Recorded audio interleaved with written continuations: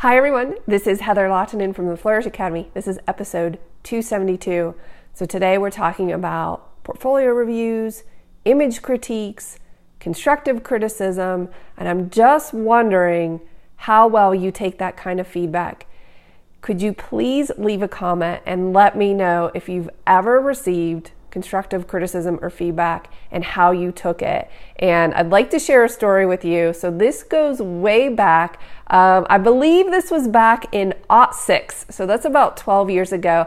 I attended a workshop and it was extremely hardcore. It was a group of Pulitzer Prize winning newspaper photographers, I think some of the best in the world, and they would send us out on assignments and then we would come back and they would review our images and critique us. Okay, listen, they would send us out on assignments doing things that most of us were not comfortable with or had never been in. So for instance, one of the photographers had to go to a firehouse and document their day. Another participant had to go to a truck stop and document that life, which was very interesting. Now, I got sort of lucky and I was given a family that I went to document. Okay, so I'm with this family all day. By the way, you don't have your own transportation, so they drop you off super early in the morning. I'm talking like 6 or 7 a.m. and they might pick you up at like 9 or 10 p.m. So you work a long day. And then the real work begins because they put you in a room filled with a bunch of other photographers. I'm trying to remember how many were in that room. Probably at least 20, maybe 25 photographers. Some were part of the workshop and some were mentors that were assigned to us to help us. And they go through these images and they let you have it. I mean, they give you the good, bad, and the ugly. The first day I was there, I took 2 cameras with me. I photographed this family. I came back exhausted. We're all exhausted. And I was lucky enough to go first in the critique.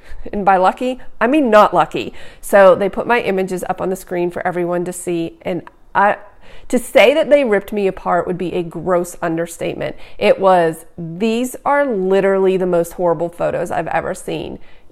You suck really bad. I mean, they would look right at your face, at my face, and tell me how awful I was at photography. And they were kind enough to give me a lot of time to do that. So they went through everyone's portfolio, and I don't know if they were really kind to anyone per se, but they ripped us apart. Your photos are awful. You're terrible. Why would you do that? That doesn't even make sense. And this went on and on and on. It was so bad that some people who had paid thousands of dollars to be at this workshop on the first day got on an airplane and left because they didn't want to hear it. So after they had critiqued my work and it went very poorly, a few people came up to me and said, "How did you sit there and just take that and not say anything? I just can't believe." I mean, people were crying. It was really, really awful. And again, your filter was down because you're so worn out and exhausted from shooting for 16 hours. And then they're ripping apart your soul, everything about your photos. And I really had a different perspective of this. Okay, it was not fun, nor did I appreciate it. But I knew that I had something to learn. I knew that I was relatively young in the business and I wanted these people to help me. So what I did say was, okay, I understand that you hate my photos and that I suck really, really bad. Got it. Noted. Check. Now, what can I do to get better? Because that first day was just brutal. But to be honest, I lost a little respect for the people who left because their feelings got hurt. Okay, if your feelings get hurt, it's because you need to put your ego in check. They really weren't saying that they did not like my soul. They just didn't like my photos. And guess what? They were probably right. The photos weren't that great. But I can either internalize that and get mad and let my pride and my ego get the best of me, or I could say, what could I learn here and how could I improve? So that's what I chose to do. I went to bed at 1 a.m. If you know me, I melt at 8:30 p.m. They got us up early the next day, and my mentor said to me, listen, this is what I want you to do different today. Because up to this point, they had not given me any solutions. They had just given me problems. So he said, I want you to go on this assignment. I want you to take 1 camera, 1 lens, no flash, shoot in auto.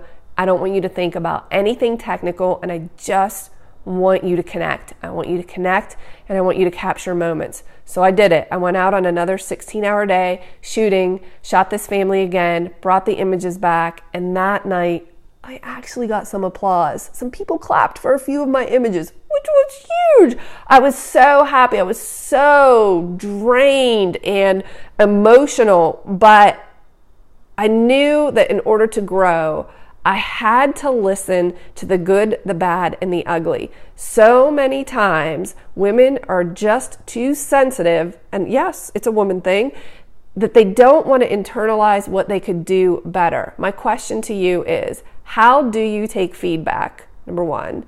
And what could we do to help you improve so that you could take feedback and use it to make yourself better? No one is trying to hurt your feelings or offend you, because you know what? They can't. That's a choice on your part. That would have been a choice on my part. I made a choice to not let that offend me, even though they were screaming in my face how bad I suck. This is no exaggeration. People that were there would say the same thing. They were very harsh. And I was like, well, okay, I don't suck. I might need some help. But I made a choice. I made a choice, number one, to not be offended. And then I made a choice to listen, to put down my ego and my pride and see how I could make myself better. I work with a lot of photographers who come to me for constructive criticism or feedback. And the very first question I ask them is, how are you at taking feedback? And every single one of them says, oh yeah, I'm good at it. I can take it. But that's just not true, because as we get into the session, I can tell that it's kind of painful for them, or they might come to me later and say, listen, you were really harsh. And by the way, I don't think that I'm harsh. I wouldn't try to be harsh. I would try to be serving and helpful in a way that helps you improve. So what I do know is that women are sensitive. So I ask them this question: how are you at receiving feedback? They tell me they're good. I'm going to give you feedback. If you tell me that you can receive feedback, then I'm going to give it to you. But don't lie to me or yourself and say you're okay with it if you're not. If you're not, then maybe you just need to think about how you could get better a different way. The reason I bring this up is because I was working with a few clients over the past few weeks who have been with me for a long time. They are incredible. I mean, excellent at receiving feedback. The two in particular I'm thinking of will ask me for my opinion. I will give it to them.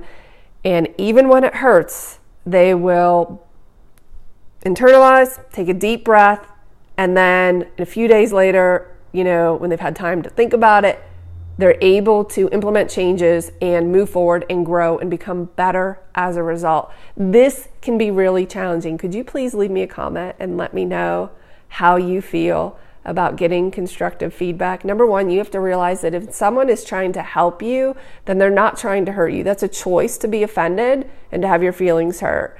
And number two, what if they have a point? And what if it could help you? They're not saying that they don't like your soul. They're just saying, hey, you could improve upon this. It's so critical. It's so critical. I go to my husband with this very often. What could I do better as a mom, as a wife? What could I do better spiritually? How could I? And listen, if you are not okay receiving that feedback, then don't ask for it. But I will tell you this, I can sense when you are and when you're not. So the people that are really, really good at receiving feedback, they will pause, internalize, and then they will make changes. The people who aren't will pause, get angry, and walk away and not do anything with it. But then if that same person comes back to me later for feedback, I'm not going to be inclined to give it to them because I can tell they're too sensitive to handle it. And guess what? Then it doesn't help them. Then they don't grow and they can't improve. This is extremely frustrating as a mentor, by the way, because I want to help you grow. I do not have all the answers, but if you're asking for my opinion, then you're going to get it, because it does not help you for me to just say, oh yeah, everything you do is beautiful and perfect. If it's not, if there's something you need to improve upon, then please let's have an open dialogue and let's talk about it in a way that is constructive, as the term refers to in constructive criticism. Susie says she wants it always honesty Charlie says, give it to me. I love it. Okay, well then I will. Susie, here's some critique for you. Get your website updated. We've been talking about this for years. It's time to update the website. It's February, almost the end of, and your website should be, in fact, I'm going to Voxer you after this and say, hey, how's it going on your website? And that's what you need to do. You need to get back to people who submit forms on your website. That was me messing with you. Okay, I know. All right, she says I am. This is a really important topic because you cannot improve and grow if everybody's telling you how awesome you are. Nobody learns from success.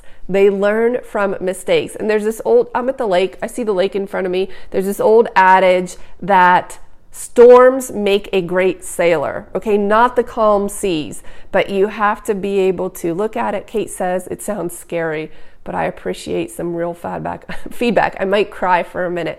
Yeah, Kate, I don't know. I might hesitate to give you feedback because I feel like it might hurt your feelings or you might be sensitive, and that would never be my intent. I would never want to do that. But again, it's a choice.